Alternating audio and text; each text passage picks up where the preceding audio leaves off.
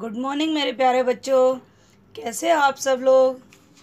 ठीक है, चलिए हम साहित्य सागर में लेसन नंबर 2 काकी पढ़ेंगे। काकी के कवि हैं, लेखक हैं सियाराम शरण गुप्त। सियाराम शरण गुप्त का थोड़ा सा हम परिचय लेंगे।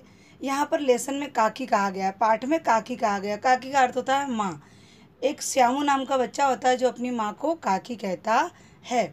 सियाराम शरण गुप्त का थोड़ा सा परिचय देखेंगे कि सियाराम शरण गुप्त का जन्म झांसी के निकट चिरगांव में सन 1895 में हुआ था। आप राष्ट्र कवि मैथिली शरण गुप्त के अग्रज थे। अग्रज अर्थात छोटे भाई। प्रारंभिक शिक्षा पूरी करने के बाद इन्होंने घर पर ही गुजराती, अंग्रेजी और हिंदी भाषा सीखी। गुप्त जी विश्व प्रेम, विश्व शांति, सत्य और अहिंसा से आजीवन प्रभावित रहे। इनके साहित्य में दरिद्रता, कुरीतियों के विरुद्ध आक्रोश जैसे भावों की बहुलता है। इनके साहित्य की प्रमुख विशेषता वेदना और करुणा है। आप सत्य एवं अहिंसा के सिद्धांतों के पोषक के रूप में गांधी जी की विचारधारा के निकट दिखाई देते हैं। जैसे गांधी जी की विचारें थी, वैसे ही विचार यहाँ सियाराम शरण गुप्त के विषय में भी बताया गया है। इनकी भाषा व्यवहारिक एवं सरल शब्दावली से युक्त है। आपकी लेखन शैली वर्णनात्मक, चित्रात्मक, भावात्मक एवं विचारात्मक है। गुप्त जी को दीर्घकालीन साहित्य सेवा के लिए सन 1962 में सरस्वती हीरक जयंती के अवसर पर सम्मानित किया गया था। इन्हें नागरिक प्रचारिणी सभा वाराणसी द्वारा सुधाकर पदक से भी विभूषित किया गया था। 9 मार्च 1963 को इनका निधन हो गया था।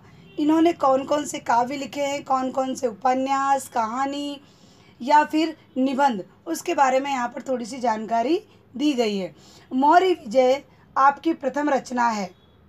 कहानी, उपन्यास, कविता, नाटक, निबंध सभी विधाओं को आपने अपनी प्रतिभा से समृद्ध किया है।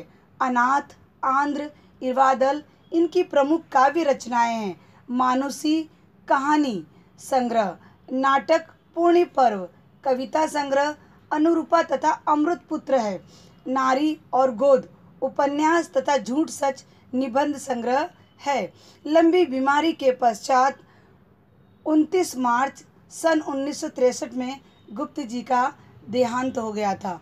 गुप्त जी की भाषा ऐसी थी कि गुप्त जी की भाषा में सरलता दिखाई देती थी और उन्होंने जितने भी उपन्यास लिखे हैं उसके अंदर उनकी वेदना और करुणा झलकती है। जो हमारे सामने ये काकी लेसन है, इसमें भी बहुत ही वेदना और करुणा दिखाई देती है। इनकी भाषा सरल है जिससे हम इसे अच्छी तरह से समझ सकते हैं। अब हम काकी लेसन का भावार्थ समझेंगे। चलिए हम पाठ का भावार्थ समझेंगे। सबसे पहले यहाँ नाम है काकी। काकी अर्थात माँ। जो श्यामू है, यहाँ पर 3 पात्र मैन हैं। सबसे पहले काकी। काकी का पुत्र है श्यामू। श्यामू का दोस्त है भोला। और जो श्यामू हैं उनके पिता का नाम है विश्वेश्वर। काकी, श्यामू और विश्वेश्वर, ये 3 पात्र यहाँ पर मेन पात्रों में गिनती है। यहाँ पर हम देखेंगे कि जब सुबह जब सभी लोग सो रहे थे, पूरा परिवार एक साथ सो रहा था और उस समय अचानक सुबह के समय श्यामू की नींद खुली। और जब श्यामू 5 साल का बच्चा था, जैसे ही श्यामू की नींद खुली उसने देखा कि घर में कोहराम मचा हुआ है। कोहराम मतलब होता है शोरगुल, तेज शोरगुल मच रहा था।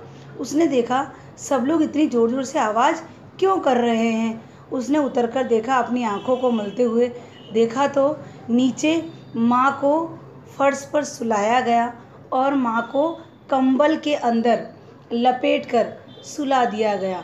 तो देखा कि माँ को इस तरह से कंबल में क्यों लपेटा गया है। और घर के सारे सदस्य क्या थे, उनके आसपास करुण विलाप कर रहे थे। उनके आसपास बैठकर करुण विलाप कर रहे थे। उन्हें ऐसा लगा, श्यामू छोटा बच्चा था, उसे इतनी बुद्धि नहीं थी कि वो क्या हो रहा है। उसे ऐसा लगा कि माँ सो रही है और ये चारों तरफ बैठकर जोर जोर से माँ को जगाने की कोशिश कर रहे हैं। उसे यह नहीं पता था कि उसकी माँ मर चुकी है।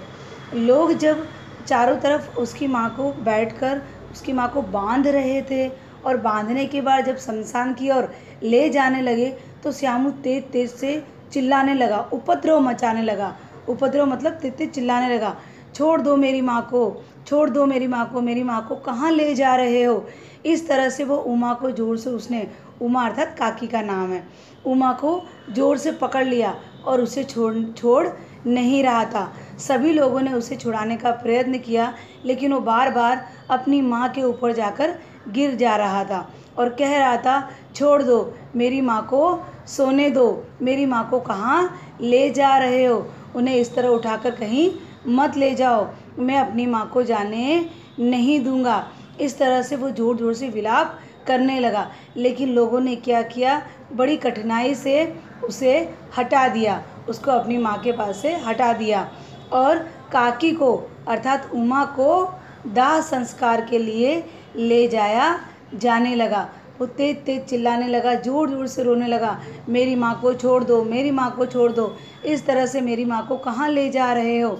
और वो चिल्लाता रहा लेकिन उसकी किसी ने न सुनी। उसे ज़बरदस्ती उसकी माँ से दूर हटा दिया और एक उनके घर में एक दासी थी जो नौकरानी थी, वह एक दासी राम राम करके उसे अपने घर ले गई और वह अपने घर जाकर उसे संभालने लगी।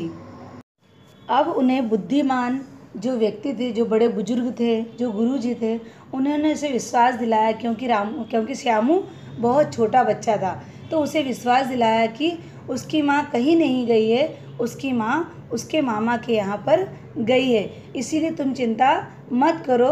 और कहा कि तुम्हारी माँ जल्द ही वापस आ जाएगी। लेकिन कहते हैं ना, असत्य के आवरण में, आवरण अर्थात पर्दा, कि असत्य के आवरण में सत्य बहुत समय तक छिपा ना रहा। कुछ समय के बाद उसे सत्य का पता चल गया और जो उसके आसपास, जो उसके घर के आसपास जो छोटे बालक रहते थे, अबोध अर्थात जो नादान है, जिन्हें बुद्धि नहीं होती, छोटे छोटे बालकों के मुँह से यह सुनने में आया कि तुम्हारी माँ मामा के घर न जाकर तुम्हारी माँ कहाँ चली गई है, तुम्हारी माँ राम के पास चली गई, वहाँ जो आकाश, जो बादल होता है, वहाँ आकाश में तुम्हारी माँ चली गई है और जो बहुत सारे तारे दिखते हैं उसमें एक तारा तुम्हारी माँ भी बन गई है। इस तरह से सभी बच्चों ने उसे विश्वास दिला दिया कि तुम्हारी माँ भगवान राम के पास गई है। काकी के लिए वह बालक श्यामू लगातार रोते रहता था क्योंकि माँ के बिना जो बच्चों की हालत होती है वो सिर्फ उस बच्चे के मन से ही पूछा जाए। वो बेचारा अपनी माँ के लिए लगातार रोता रहता था।